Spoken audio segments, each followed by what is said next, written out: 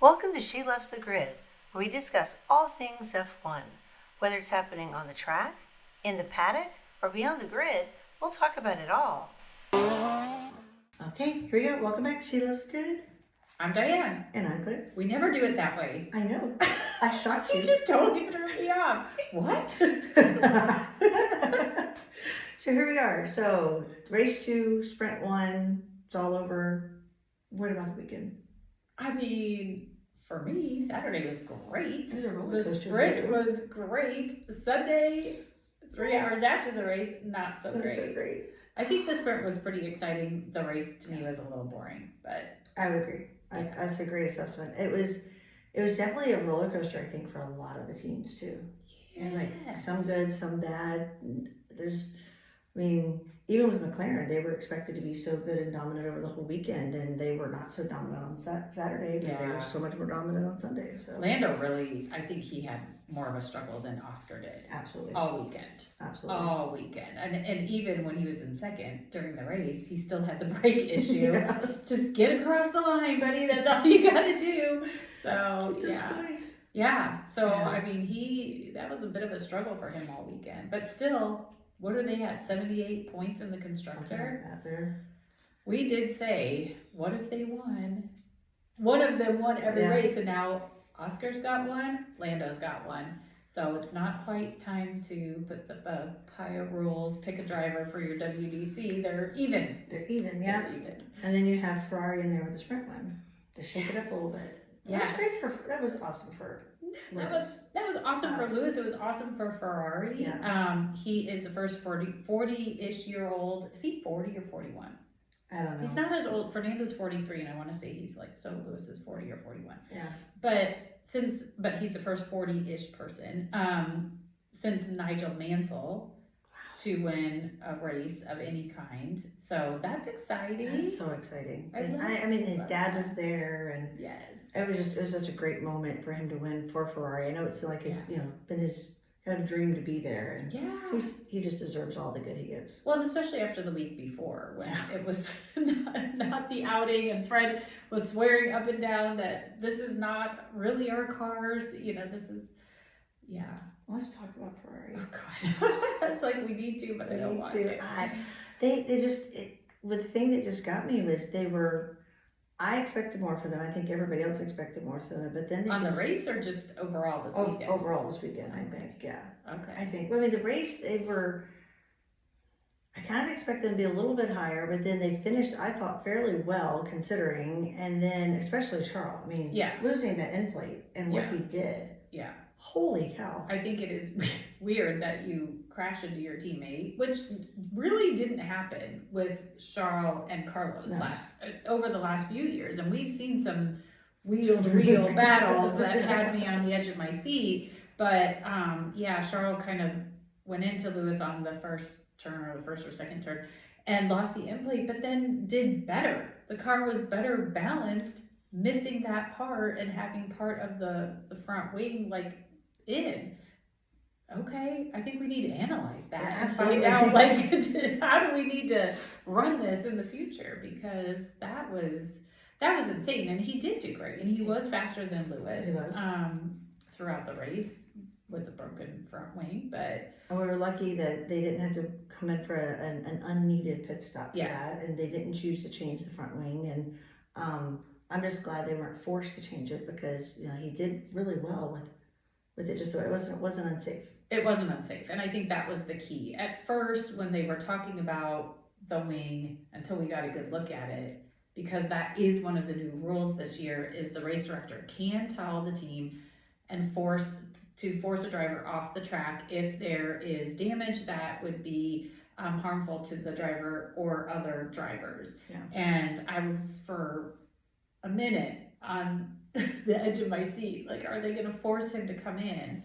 But they didn't. So it was so great. It was the highs and the lows to win the sprint, and I think Charles had a little bit of a struggle with the car most of the weekend until the race.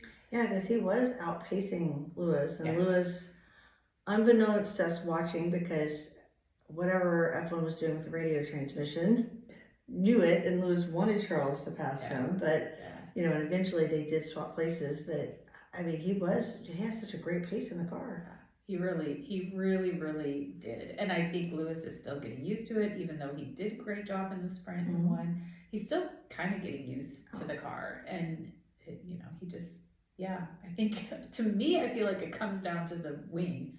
What's the difference? Why? Totally. So that was amazing. But then also you mentioned the radio thing. That's been a big brouhaha on social media that, and Fred pointed it out too. He's the one that said, I'm going to have a talk with F1 media because this was taken out of context. They forgot the first part, or they didn't share the first part where Lewis says, hey, I don't think I'm as fast, as Charles is, so I'm going to move over, but trying to find the right time. And it was kind of on Lewis. I read the whole transcript. Okay. So, and it was on Lewis where I think the engineer said, okay, turn 14, but then Lewis was kind of like, well, I'll tell you when.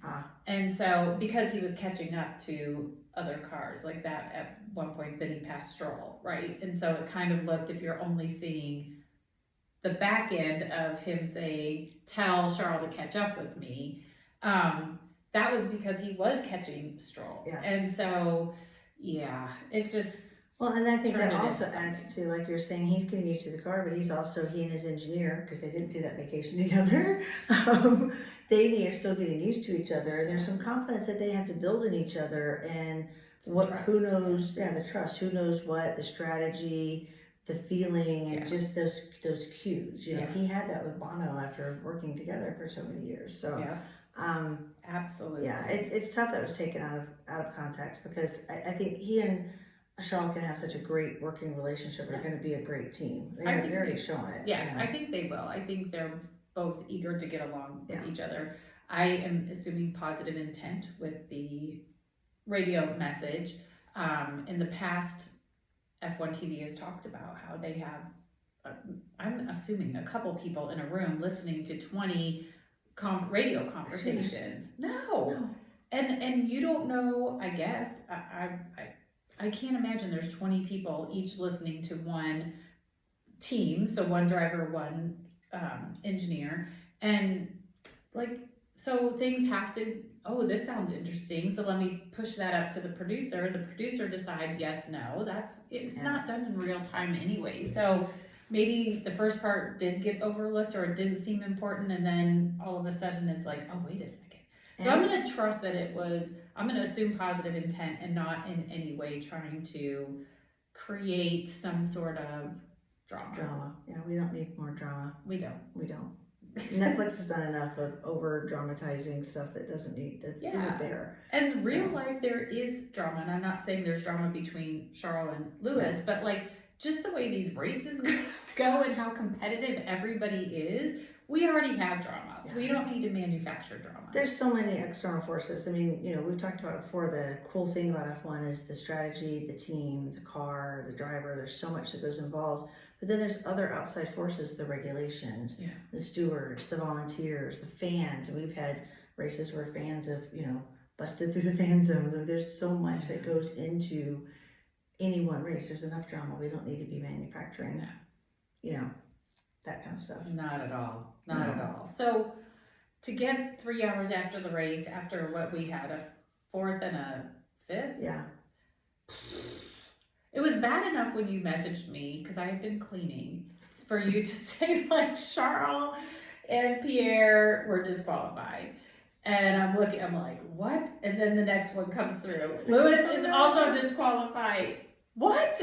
No. This is maddening. Absolutely crazy. Yeah. That was crazy. It was insane. So I hated to be the bearer of bad news. I know, but I'd rather know about it than not know about it. I was just starting to sit down after cleaning, and I'm like, I need to know these things. But at the same time, it's like, I still don't know that I fully wrapped my head around it. That's what I kept saying to you, is I can't wrap my head around this. I can't figure, not just two people are disqualified, because there was a total of 3 people disqualified, but both cars on one team were disqualified, but for completely different reasons. Yeah.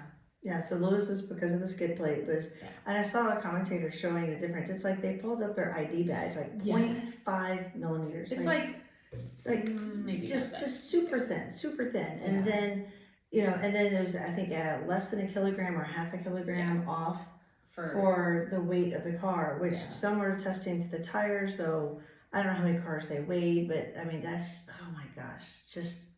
It's crazy. It's insane. But they did only do one stop, so it's quite possible that just a little too much off the tire. And didn't put enough fuel in to compensate for potential. It's just crazy. Yeah. Oh my goodness. Wow. Red Bull. Let's go to them. Yeah, Red Bull and Racing Bull's V-Carb, whatever it's called. That's got some chaos going on. I know. Let's start with Red Bull first. So, I mean, you've got Max doing his thing. He's consistent. He's always kind of up near the top. And then Liam at the bottom, really, for both the sprint and the race. Max is not happy with the car at all. No. Max is competitive. He wants to win, and he's had this great car. And now, not so much. It's not, I mean, they're in the mix, but they're not fighting really the McLarens. He was in fourth, so behind the McLarens, behind Mercedes, Ferrari. We don't know what's happening there. And then you've got Red Bull. So Chatty Cathy, aka Helmut Marko, did say that they are having a meeting this week at their headquarters to talk about this post Adrian Newey era, because the car has gone downhill steadily. I mean, it's not done a dive bomb, but it's just not to where we have seen Red Bull over the last couple of years. But since Miami, when Adrian Newey, he's like, I'm out, and they stopped letting him near the car, it has steadily declined.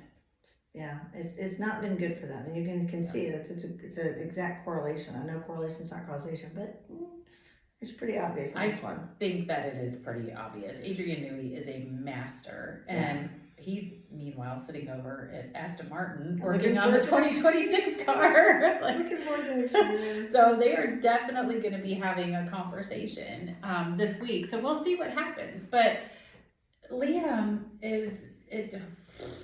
Yeah, I mean, for him to come out, it's unfortunate. I get needing that bravado and needing that confidence, and I mean, it's a dangerous sport and whatnot. You see that in a lot of different professions, airline pilots, things like that. But he likens a lot to DeVries when he's like, oh, I'm the best and I'm just gonna, blah blah blah, and then you don't perform. Yeah. But then he also seems to get the Red Bull second seat curse right now. That it seems that everyone has, and I think you were talking the other day about how Albon has come out and talked about, it's definitely a car that's been tailored to Max. Yeah, exactly. I think if you go find that Alex Albon video where he really goes into detail, he does a really good job of describing it. Christian Horner also came out this week and said, Max wants more front end. That's just his driving style. He wants more on the front, but it leaves the back very loose, and it can shift around a lot. And if you're not the kind of driving style that Max has, you are going to struggle with the rear being loose. And so that is what we've seen happening with Checo struggling. And I mean, Toto says, he has it printed out, right? We all remember that scene from Drive to Survive. Your car is effed, and I have the email from Checo to prove it. And it just kept getting worse. And now you've got Liam in there, and he's not a rookie, but he is new to the RB, and it's not going well. And you factor in the whole toxic situation at Red Bull where they just chew through their drivers. And I have my own feelings about Liam. But that's just me. Maybe not just me, but that's me, and I'm not going to go there. What I think is really bad is just how Red Bull, whether it's for Racing Bulls or it's for V-Carb Racing Bulls or the actual Red Bull, they just don't give you an opportunity. And I haven't seen anywhere where they are like, this is how we're going to work with you to get you to the point that you can be successful. And what is sad to me is I saw a quote from Liam yesterday. I don't know if the quote was from yesterday, but I saw it yesterday, where he said, I'd like to say I just need more time with the car, but I don't have more time. Yeah. And I thought, you are 2 races in, and you're out of time. The pressure, we talked about this with Nick DeVries when he was gone after, a handful of races or 3, whatever it was, that is going to add to the pressure, big time. And how are you going to be successful if you think any small move that you make, any error, is going to get you gone? I wonder if he has any kind of stipulation in his contract about having to score points or having some kind of performance. I don't know. We may never know that. Yeah. But I mean, I also don't think you can ask. Well, I mean, Kimmy did it, but I was gonna say I also don't think you can ask a rookie, which we don't consider Liam a rookie, but I don't think you can ask a rookie. You have to score points in the first 2 races. Yeah. But we think we know Jack has a 5 race or 6 race contract. Kimmy scoring points, And Isaac would have scored points. I think he and Yuki would have totally scored points on Sunday's race had it not been the carb strategy. They were not paying attention to those radio transmissions, which all the teams can find out what the other radios are talking about. That's why they talk in code about Plan A, K1, this and whatnot, because they're code, right? But they openly knew. We knew early on George was going for a 1-stopper. Yeah. You could see Stroll lasting 30-something laps on that hard tire. I still have no idea why VCAR pitted both of those cars. And both of them. Okay, maybe you think you're gonna, I don't know, beat somebody in, do one car, don't do both cars. And they did it, not the exact same thing, but they screwed over Yuki last week too. So Yuki should have a decent amount of points. The Racing Bulls should have a decent amount of points. But there could be a shakeup at VCARB also, because the rumors this week are that Yuki will be moving over to Red Bull for Japan. He has said, yeah, why not? 100% I would move over. He said racing the RB is a faster car. I don't know if that's true, but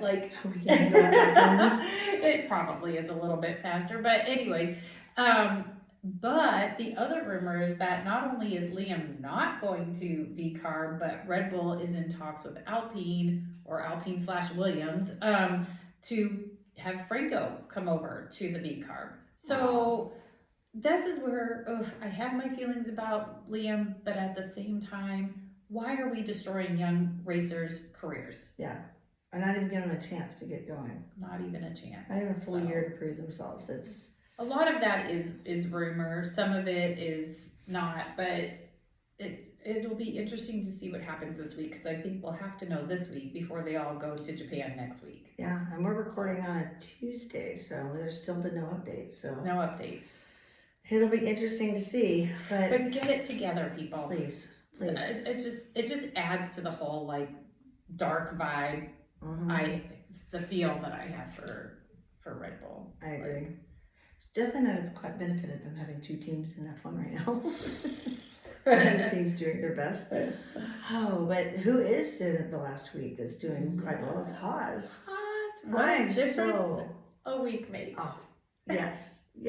Say it again. What a difference a week makes. Absolutely. I mean, that's just, they've got to be thrilled. They've just got to be. They were thrilled after the race. I saw both Esteban and Ollie were doing an interview, and they were both just all smiles and had nothing but great things to say about each other and the team, back at the factory, and the team, at the track. They were ecstatic.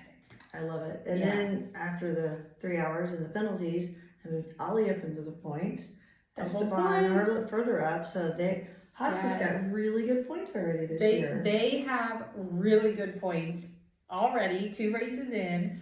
The first female driver engineer to get points in F1, because Esteban's engineer is a woman, obviously, Laura.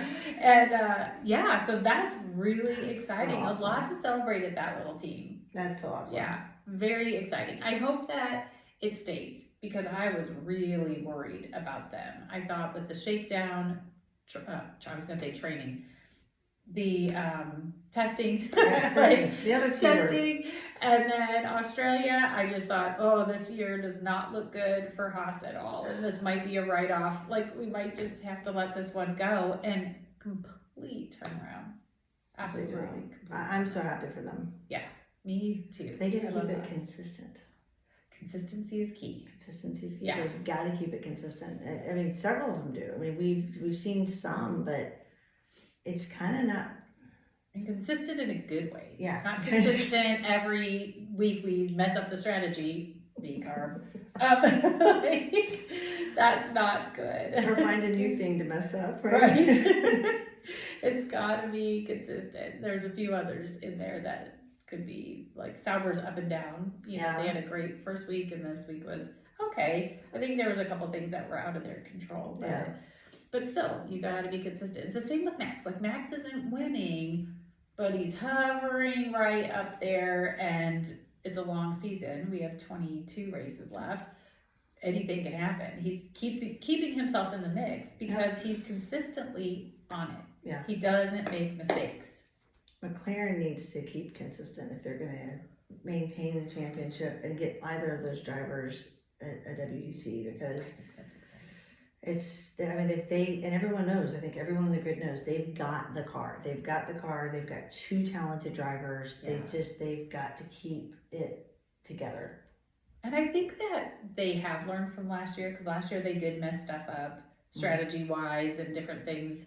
And I think they probably have really learned from that. It wouldn't surprise me if one of them wins again. It's just, we've got to keep both of those cars up at the top. Absolutely. But yeah, again, they're at like 78 or 87 points. I think it's 78, yeah. But also, speaking of, I got to throw this in there, Williams in 2 races has 17 points. Because of the disqualifications, it brought Carlos up into the points, moved Alex up on his birthday points. So they have that. So they have 17 points in 2 races. They had 17 points total last year. That's amazing. Yes, that's amazing. Yay, Williams! I'm so glad to see a historic team looking like they're finally getting that momentum to come back to that epic level, because it's such a great team with a great pass. It is, and Alex is really killing it, and I think Carlos just needs to get a little bit more comfortable with the car, with the team, all of it, and he'll be. And that's the thing you say. It's like all of the people that change teams and change cars, we're saying that a lot, and then all the rookies kind of the same thing. So just think in another 5-6 after the summer, what it's going to be like when everyone's had a lot more time, a lot more, thousands of miles in the car, and kilometers, and they've been able to really, get their bearing and get some confidence in the cars. This year is just going to continue to be more and more exciting. It really is. I hope one thing that stays all the way through the consistency is the fun little meme. We're going to get it started. We got to start this trend. Hi, it's George, because he just kind of is there and pops in. Yeah, well, I agree with that. He does kind of pop in, but he also, this past race, he was consistent. Completely. I mean, not a clean race. Yeah, not a great start, but still, he stayed right there, and he's, like you said, he's always just kind of in the area, waiting to take advantage of whatever. So he did really good, and I love how he's stepping up as a leader. Yeah. Now that Lewis is gone, he is the leader at Mercedes. They've had their best start since 2021. Your rookie scoring points, your leader George, is scoring. He's up on 2 podiums in 2 races. That's amazing. It is amazing, and I love that he told them, no, you guys, we can do this in 1 stop. We can do this in 1. So let's go. He was. Yes, I love it when they're like, you tell them, you're the driver, you know what it feels like out there. So I think we're going to see George up there a lot. It's just exciting. Everybody's so competitive. And since we've been watching it together, and since I've been involved, this has been the most competitive field of the grid, where there's so much that they're so close. You know, I mean, you said even last week, the Q1 was like what, 0.6 cents of a second across the entire 20 cars. And we're seeing that competitiveness, and we're going to see hot and heavy competition for the top 5. We're going to see for the next 5. Like it's going to be anyone's game and anyone's race and anyone's points, I think, all season. We're not going to say, well, while we think Sauber's going to end up in the end, I don't think it's going to be an always, this one's always last place. This one's always last place. And I don't think the only thing I can think of Red Bull right now is we're thinking is you're already, with the Lawson is having some trends of being always in the bottom, and they can't have that. They need him to come up, because all the other teams at least are showing some depth and some change, and whether there's been an issue that caused them to be low or whatnot, they're seeing some improved performance from last year to this year, or marketed performance. Red Bull's seeing less, so that's we're kind of the same, because Checo was always exactly in the back, but it's really exciting to have everybody this close, and I've said it before, and I'll say it probably every episode, every point is going to count. And I think if we've learned anything from the first 2 races is, you can't count on anything. You crashes, disqualifications, like damage, it's all going to come into play because everybody is fighting for those points. I think we're going to see more of them being more active during qualifying, which we did see. There wasn't as many people sitting in the pits and waiting. It did happen, but not as often. I think we're going to see just a lot more competitiveness, and I'm just excited. It's very exciting. So we've got Japan is our next one. Exciting. It's good. It's going to be really good. Yuki's home race. My little global treasure. I'm gonna make it happen. I'm making global treasure happen. We got two trends to get going. Global treasure and Hyatt Stewart. Hyatt Stewart. That's it. That's it. All right. Thank you all. Like, subscribe, all of these wherever you're watching. Follow, comment, tell us what you think. What are you excited for? Right? Yep. Bye. Bye. If you enjoyed this episode and you'd like to help support the podcast, please subscribe and leave a rating and a review. To stay up to date with She Loves the Grid and get all the behind the scenes content, you can follow us on Instagram at She Loves the Grid and on Facebook at facebook.com/She Loves the Grid. Thank you for joining us for the ride this week.